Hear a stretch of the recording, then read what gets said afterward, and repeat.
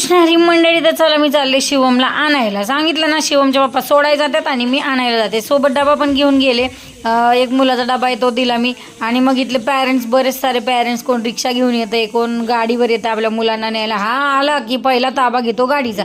नंतर आम्ही गेलो होतो कपड्याच्या दुकानामध्ये, पण इथं काय आमचं जमलं नाही, म्हणजे मला आवडलं नाही, त्यामुळे आम्ही आता आलो घरी. मग आल्यावर याला खिचडी करून दिली.